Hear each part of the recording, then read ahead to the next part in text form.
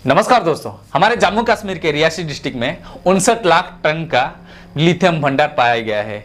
Geological survey of India ने जनवरी महीने को अनाउंस किया कि ये जो लिथियम भंडार है ये हमारे देश के जीडीपी के बराबर है। यानी कि हमारे देश का जीडीपी है अभी 3.20 ट्रिलियन डॉलर है।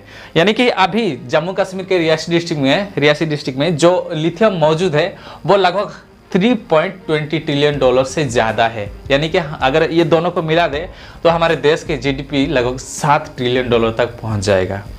तो आइए विस्तार से बात करते हैं लिथियम, जिसको व्हाइट गोल्ड कहा जाता है, इसका मार्केट में क्या वैल्यू है, क्या प्राइस है और लिथियम कौन सा काम में आता है, लिथियम से क्या क्या बनाया जाता है और अभी दुनिया में लिथियम कौन सा देश के पास सबसे ज्यादा भंडार है और कौन सा देश लिथियम को सबसे ज्यादा प्रोड्यूस कर रहा है। आइए विस्तार से बात करते हैं लिथियम के बारे में। सबसे पहले बात करते हैं दोस्तों, जम्मू कश्मीर के रियासी डिस्ट्रिक्ट में ये जो व्हाइट गोल्ड यानी कि लिथियम भंडार मौजूद है, ये सबसे पहले किसको पता चला?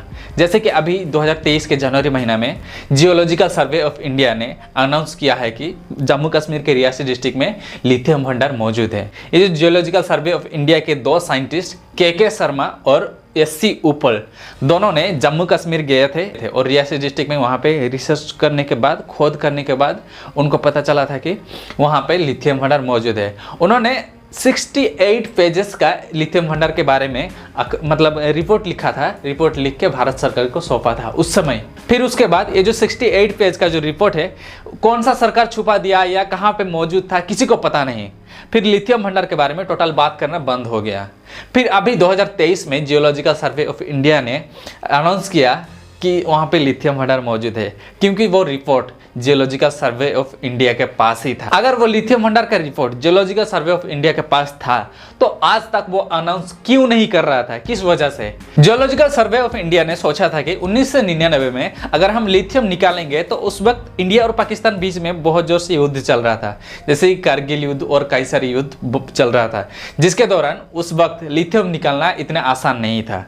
लेकिन अभी लिथियम निकालना, उस वक्त 1999 में लिथियम का प्राइस ना के बराबर था। अगर 1 किलो लिथियम उस समय बेचोगे तो लगभग आपको 1000 से 2000 रुपये मिल जाएगा।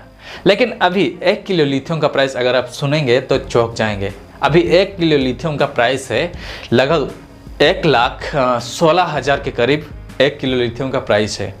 उस वक्त सोनी कंपनी ने 1 टन लिथियम खरीदा था चिली देश से। सोनी कंपनी उस समय पहले आया था और इलेक्ट्रॉनिक जो अपना टीवी वगैरह, कैमरा वगैरह बना रहा था, उस वक्त सोनी कंपनी ने खरीदा था लिथियम चिली से। बहुत कम भाव में खरीदा था। जैसे कि अभी कोयले बेचे जा रहा है लगभग 10 रुपये 12 रुपये किलो, उस वक्त 10 रुपये 12 रुपये किलो में लिथियम खरीदा था। लेकिन अभी वही लिथियम 1 किलो लिथियम का प्राइस से चिली देश से अगर खरीदेगा अमेरिका, सोनी कंपनी खरीदेगा तो उसको देना पड़ेगा लगभग इंडियन रुपीस में 5 लाख के करीब। इसीलिए जियोलॉजिकल सर्वे ऑफ इंडिया ने उस वक्त 1999 में लिथियम ना निकाल के अभी निकालने का, अभी माइंस करने का प्लान बनाया है। ये बहुत अच्छा प्लान है और बहुत पावरफुल प्लान है, क्योंकि लिथियम का अभी जो प्राइस है ना वो सबसे हाई पे है। दोस्तों, वर्ल्ड के मार्केट में अगर लिथियम की प्राइस की बात करें तो 1 ग्राम लिथियम का प्राइस है $3 से $12 तक।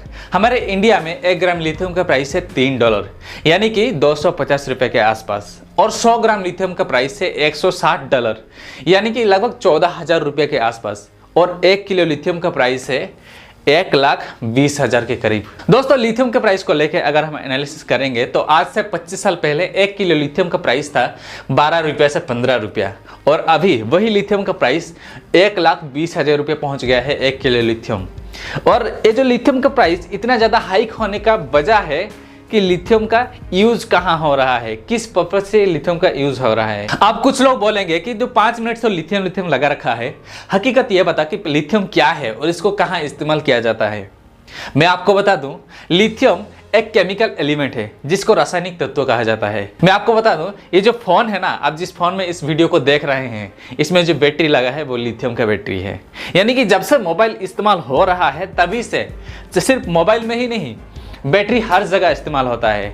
सबसे पहले मैं आपको बता दूं, मोबाइल फोन्स, टेलीफोन्स में भी बैटरी इस्तेमाल होता है, उसमें भी लिथियम का बैटरी मौजूद है। मोबाइल फोन में 2 तरह के लिथियम बैटरी लगता है।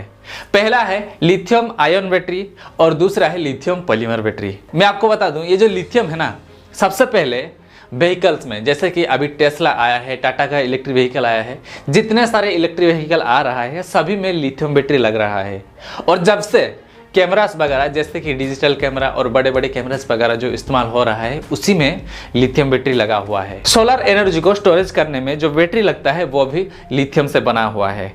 आपको बता दूं, पहले लिक्विड एसिड से जो बैटरी बना हुआ होता था वो इस्तेमाल हो रहा था। लिथियम का यूज रिचार्जेबल बैटरी के तौर पर होता है, जैसे कि mobile phone battery, laptop battery और कैमरा बैटरी और कार्स जो बन रहा है, जैसे कि दुनिया भर में टेस्ला और टाटा, महिंद्रा, ये बड़े बड़े जो कंपनी है ये इलेक्ट्रिक व्हीकल जो बना रहा है, इसमें जो बैटरी लगेगा वो लिथियम का बैटरी होगा। और सोलर पैनल में जो बैटरी लगा होता है वो भी लिथियम का बैटरी ही होता है। सोलर का जो एनर्जी आता है पैनल से वो स्टोरेज करके रखेगा एक बैटरी में, जिसके बाद वो रात को सप्लाई करेगा, अलग अलग बल्ब वगैरह में, फैंस वगैरह में सप्लाई करता है।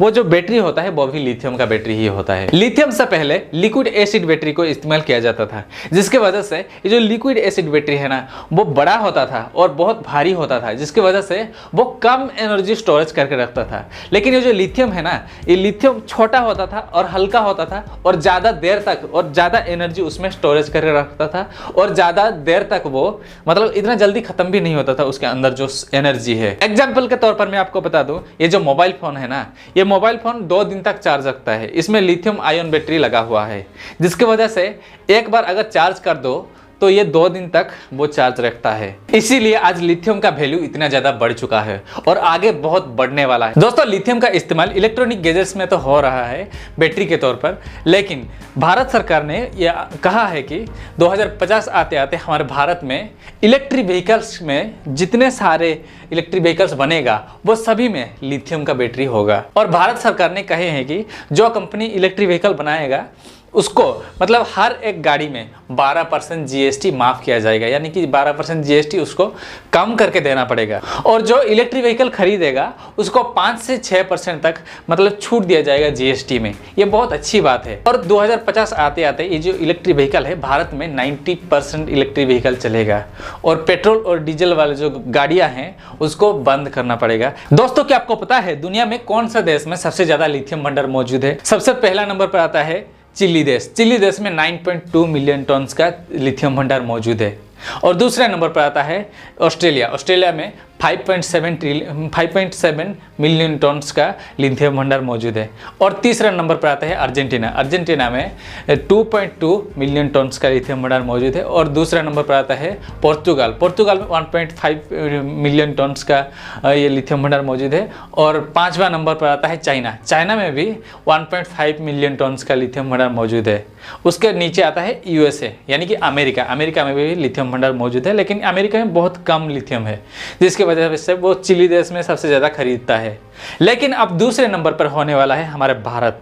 हमारे भारत में 5.9 मिलियन टन्स का लिथियम भंडार पाया गया है। भले ही चिली और ऑस्ट्रेलिया जैसे देश में सबसे ज़्यादा लिथियम भंडार मौजूद हो, लेकिन हम भारत वाले सबसे ज़्यादा लिथियम चाइना से ही इंपोर्ट करते हैं, क्योंकि चाइना पास में ही आता है और चाइना में सबसे कम मतलब चाइना सबसे कम रेट में हमको लिथियम देता है, जिसके वजह से 2020 और 21 में 2 सालों में 8,800 करोड़ का लिथियम हम इंपोर्ट किए हैं। और 2022 और 23 की बात करें तो 2 सालों में लगभग 1.63 बिलियन डॉलर्स का लिथियम हम इंपोर्ट किए हैं चाइना से। चाइना सिर्फ भारत को ही लिथियम नहीं देता है, दुनिया के 90 से ज़्यादा देशों को लिथियम सप्लाई करता है चाइना।